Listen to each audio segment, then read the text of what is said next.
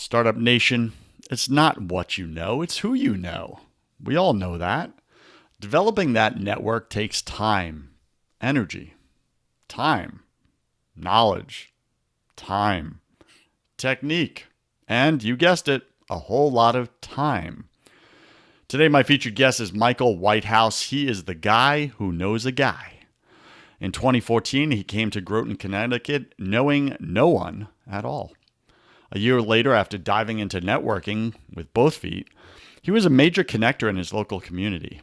In 2020, he went online and began connecting entrepreneurs, investors, speakers, and others around the world to people that they needed to know. He offers his services as a network concierge, making connections and building strategic alliances around the world. He is the host of the Daily Morning Motivation Podcast and the Guy Who Knows a Guy interview podcast. So, Michael, we're going to get into it. Welcome to your first 100K top 100 podcast in entrepreneurship. Go ahead and just take 30 seconds, fill in some of the gaps in that intro, would you? Absolutely.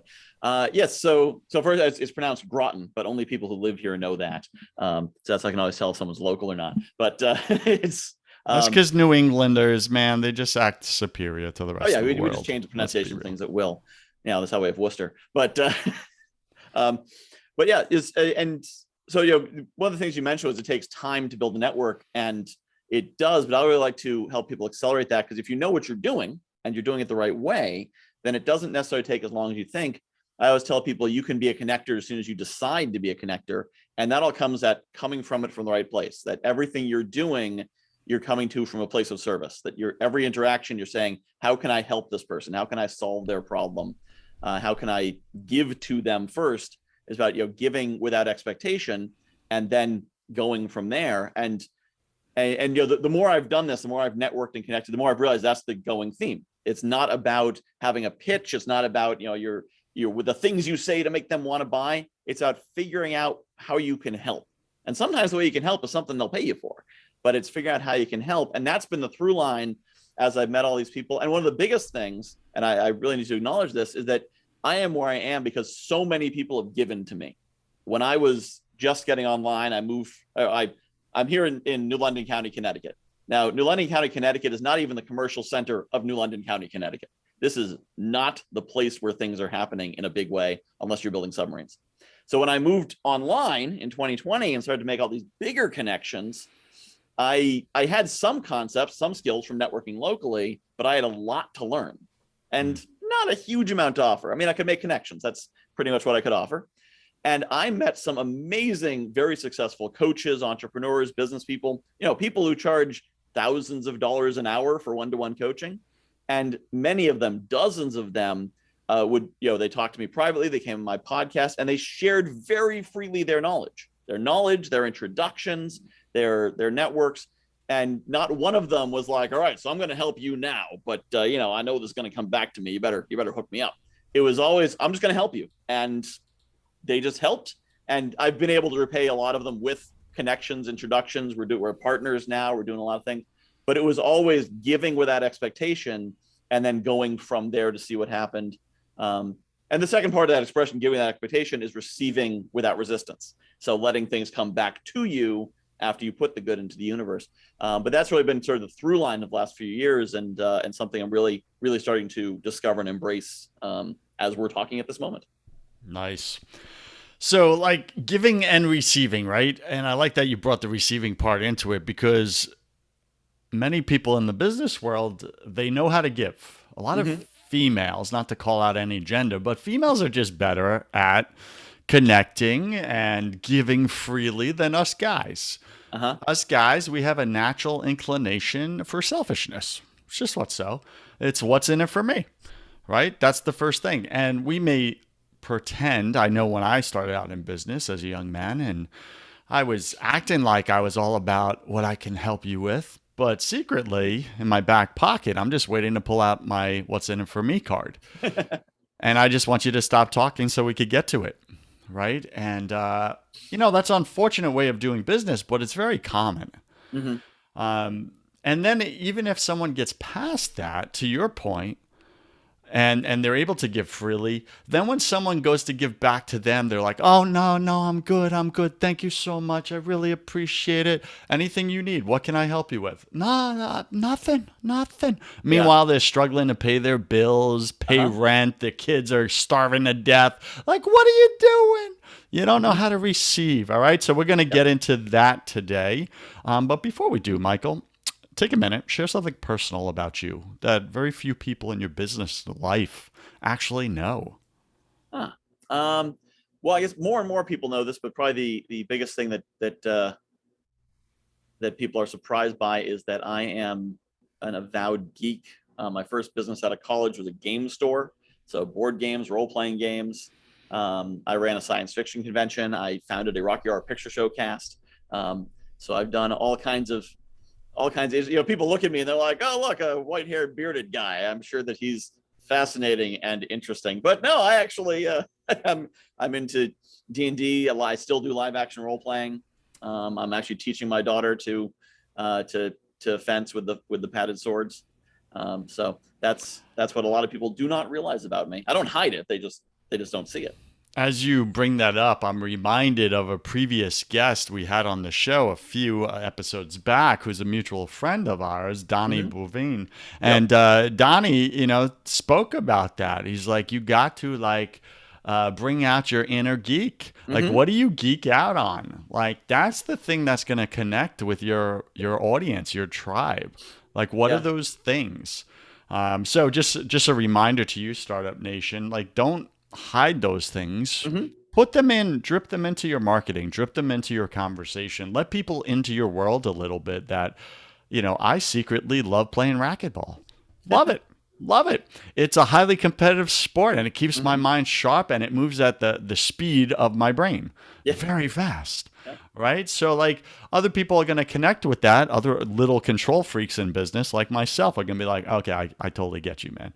Right. So, what's your thing? All right, Michael, let's Yeah, get into. there's one quick thing I want to add, and part of the reason way I'm bringing that together is I'm finally running an event called the Entrepreneur Summit. Oh, I So like it's a that. virtual summit for entrepreneurs who happen to be geeks. So No, we're running no, that trademark that. in Entrepreneur. Entrepreneur. Entrepreneur Summit. Yeah, I definitely like that. Go buy entrepreneur.com. Yeah. Seriously. I would. All right. So let's get into networking, right? Because as you and I know, many people don't know how to do it effectively. Mm-hmm. They do it, maybe they know how to network where it feels good.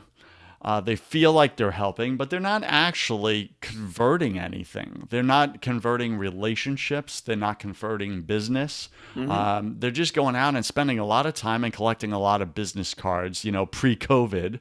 Yep. Now we don't even know what it looks like, right? So maybe it's Business cards are virtual. back. I've been to some live events again. Okay, got it. All Yeah. right. So business cards are back like the Mm-hmm. world needed more. Yeah. Yes. All right. But I remember going to these events and I hated it.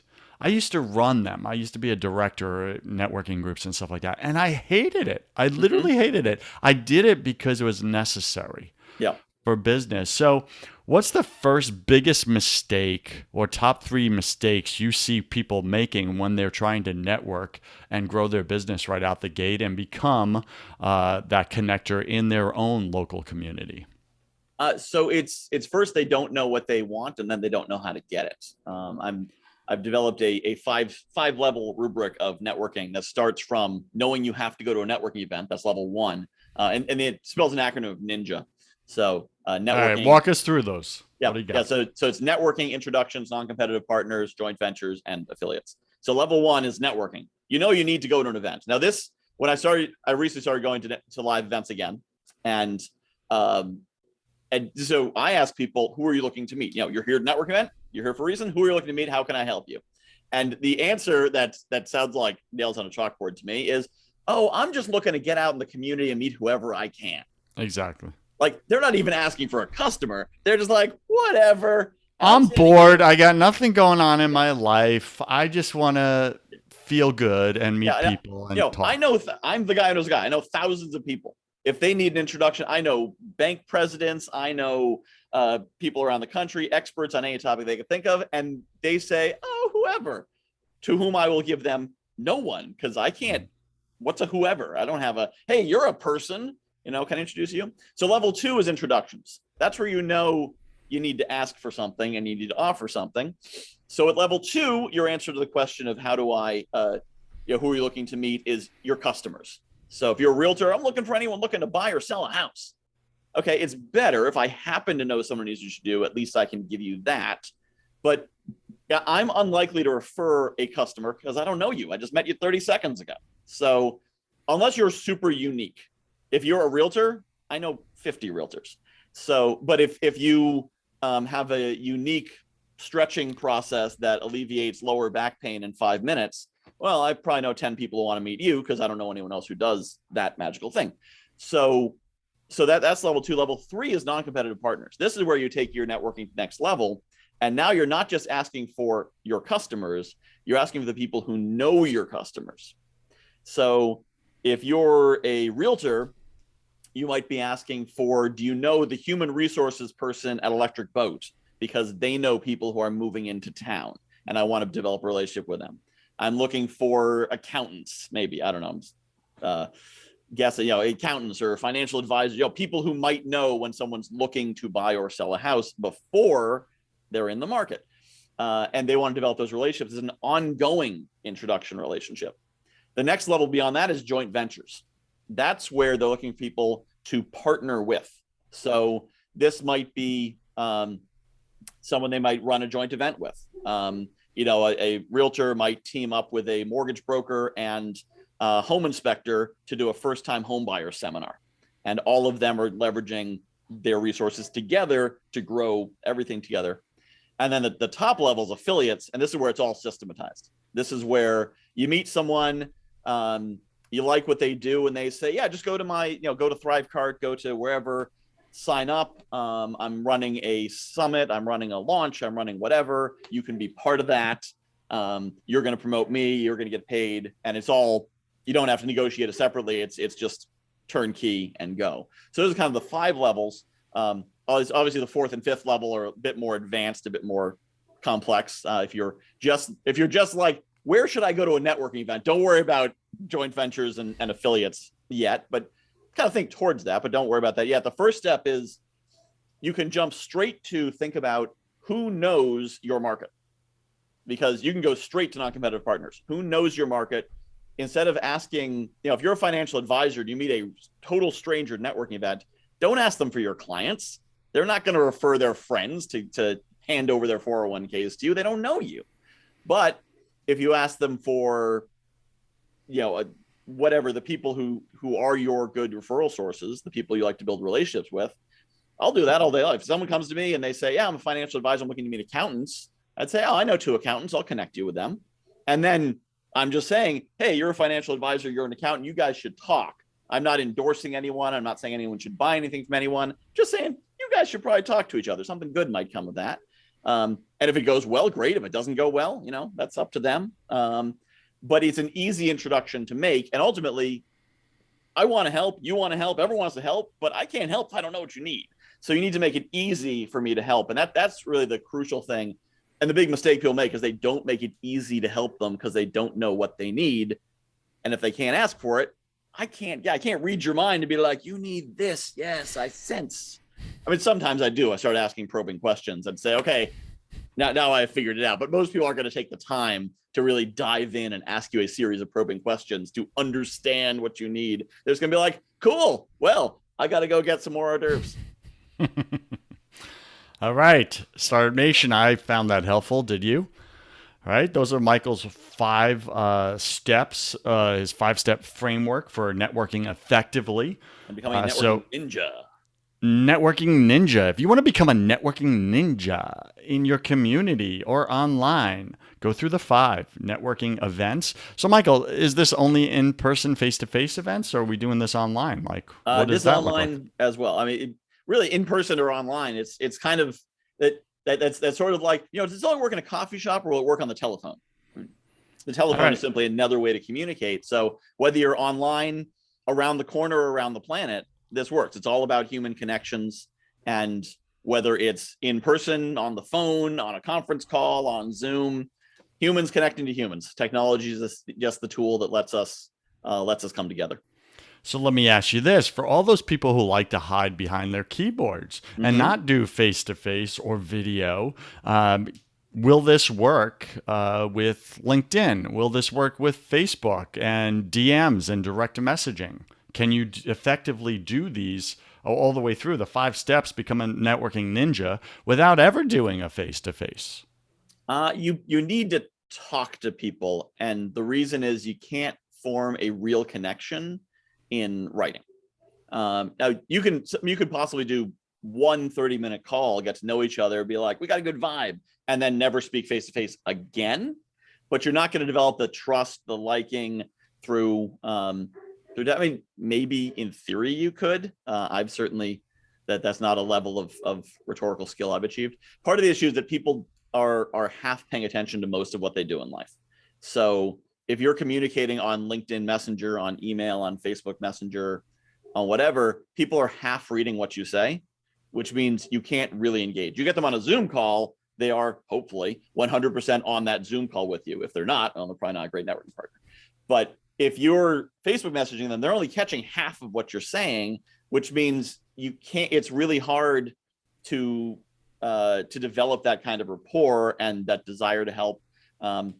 Now, I've certainly had times when people I knew, barely knew over Facebook, they expressed they had a challenge. I reached out to them. I wanted to help them, but that's just because I wanted to help. And so I started asking questions. They answer. I make an introduction for them because I've already got that. But in terms of building a relationship, you've got to talk to them somehow. You got to make a human connection in order to build that. Because the other thing that happens is when you're in a conversation, in that follow-up call, the virtual coffee, the in-person coffee, that's where you're going to discover the other things that aren't just the immediate thing you're talking about. If you're in an email conversation, you're on point. You're not going to ramble off over here and talk about your racquetball and the Renaissance Fair and whatnot. You're on point when you're in text. When you're chatting on Zoom or you're in person, then you might mention, the phone might ring. Oh, it was my wife. My daughter just got, had to pick her up from camp. Oh, how old is she? Oh, what kind of camp is she going to? What's she into? You can get into those conversations, and your opportunity for collaboration might not be my core business and your core business. It Mm-hmm. might be my hobby and your side hustle. And that's where we match up, or something your church is doing and something my Rotary Club is doing. And that might be where the connection is. So you never know where it's going to be, but you need to open that up. I'll also say that being at a networking event, like a mixer, is the same level of intimate connection as being on Facebook chat. Either way, you've got to get it to a one-on-one conversation that's going to be 30, 45, 60 minutes. Or it could be 15, I guess. But when you're at a mixer, at any moment, they're going to stop. They're going to do announcements. Someone's going to come over and talk to you or them, or going to get interrupted. In that, whether it's, and this applies to speed networking events online, it applies to social media, it applies to mixers. The purpose of that is to meet someone enough to say, I want to talk more, and then get to a place where you can talk more. But it's that one-to-one call, which could be Zoom, could be phone, could be in person, whatever. It's the one-to-one call where the magic actually happens, and you can make the connections and say, who can I introduce you to? Who can you introduce me to? How can we work together? You need some time to develop that, to really dive in and find where those connections are. All right, Startup Nation. Michael's, he's dropping a lot of wisdom for you. He's giving you some steps to take right now. He's giving you the top problems or mistakes that a lot of you make out there, that I used to make for sure.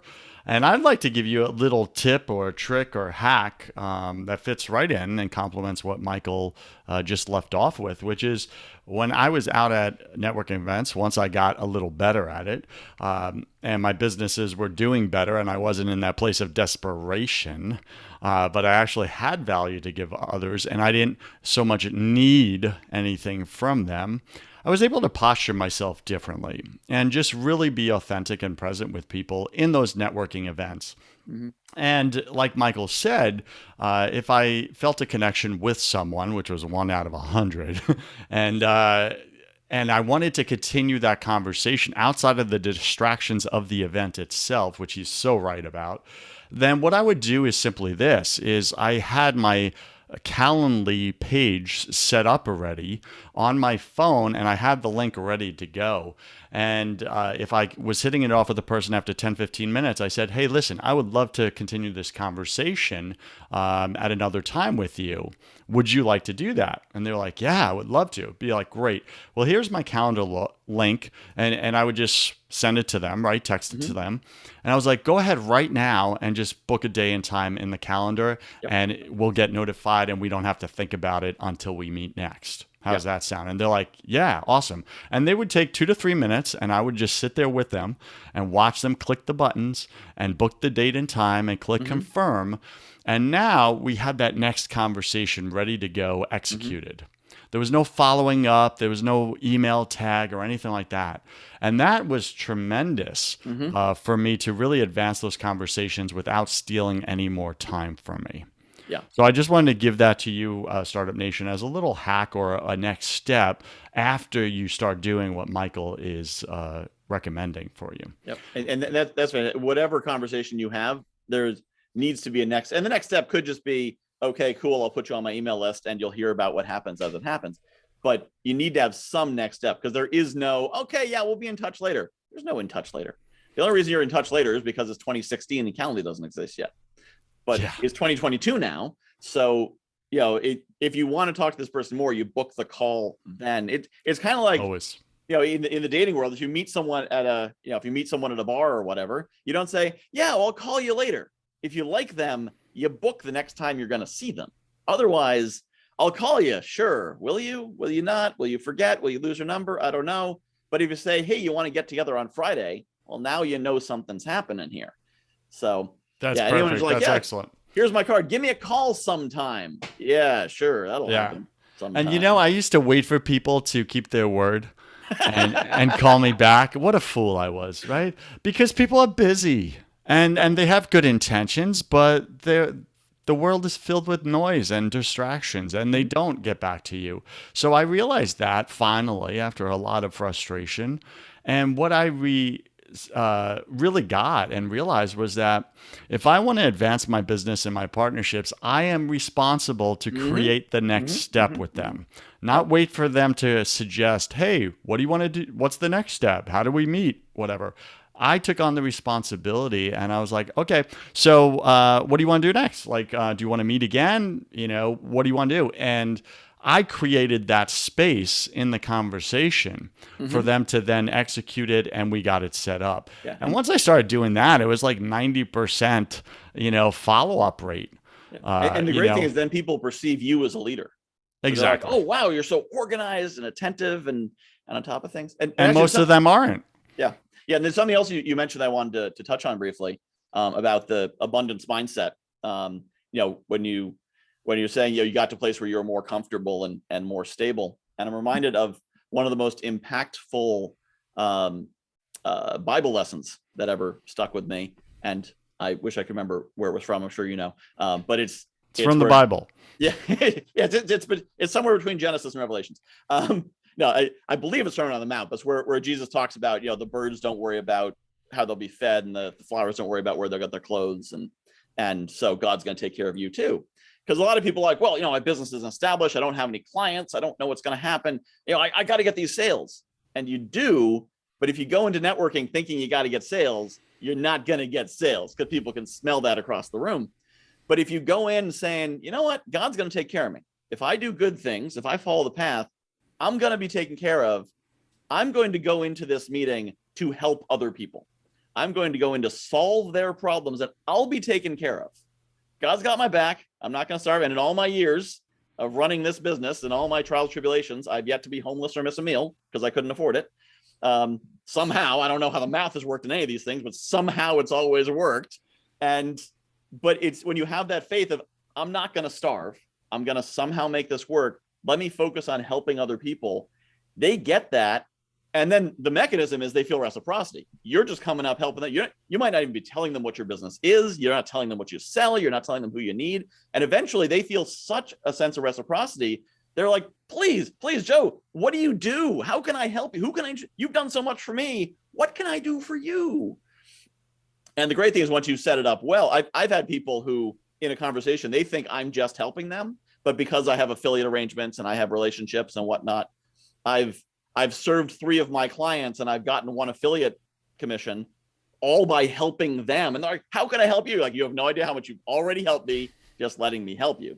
That's a more advanced. But even at the earlier stages, when you're an insurance agent, you're a salesman, whatever, just going in to help people, they're now going to be more receptive to introducing you to referrals, to sharing advice, to sharing connections, or whatever it is, because you gave first. All right, Startup Nation, we've been speaking with Michael Whitehouse. You can find him at guywhoknowsaguy.com. And he's been teaching us very strategic steps to take for you to become the local expert, the local networking connector in your community. So if that resonates with you, make sure you click replay on this and just rewind it and listen over and over again and take notes. Michael, welcome to my favorite part of the show. Welcome to the hustle round. I'm going to ask you 10 quick fire questions. You'll have about 3 seconds to answer each. Don't overthink it. It's just for fun. Are you ready? Okay. Let's go. What's your favorite thing about owning your own business? The freedom and control, Okay. What's your least favorite thing? the uncertainty, Yeah, that comes with and freedom the and control. administration. I'm going with the administration on that, Yeah. actually. Uh, I believe we're all struggling with something at any given moment of our life. It's just part of the human condition. What are you currently challenged by or struggling with right now, either professionally or personally? I have three great opportunities, but there's only one of me to pursue them. So not enough resources to pursue the opportunities presented. Well, I guess you got to prioritize, huh? What are you most afraid of? What am I most afraid of? I'm not really afraid of anything at this point. That's one of the benefits of faith. What did you spend way too much time doing your first year in business? That would depend on where we mark my first year of business. But What I did have you spend way too much time doing your first year of networking? I have spent a lot of time kind of dipping shallowly into things instead of diving in fully and learning how to do it. I'd try this and I'd try that and half do this and try that. Instead of sitting down and having a steak and potato dinner, you're doing the picking at the buffet, right? Yeah, Yeah, just pick, pick, pick. grabbing some What chips. secret Yeah. what secret fear do you have about people? I guess the deepest would be that they are trying to manipulate me, or worse yet, that they're trying to manipulate through me and that they will mistreat the people I introduce them to. I get that. That's a real concern. Although What it do you very wish? rarely happens, I'm glad to say. Well, that's good. What do you wish you had learned sooner in business? To focus on the bottom line, that there can be no success without revenues, because Okay, the best business in the world, if you got no money, ain't no business no more. got it. What's a new habit you're going to create this year? New habit I'm working to create this year is dedicating more time to education and that deep work, that thing that I said I keep not doing. Focusing on one thing and really driving into it. And what's a bad habit you're going to break? Bad habit. I've broken so many already. There's not many left. Do I have to break any more? I'm sure there's more. It's definitely working on getting more discipline towards exercise and Okay. health Yeah, got around it. my schedule. Pick 3 words to describe who you are now. Um, Connector, abundance minded. That's hyphenated, it's one word. And event running guy. Event organizer. Got it. Yeah. Pick 3 words to describe who you were your first year in networking.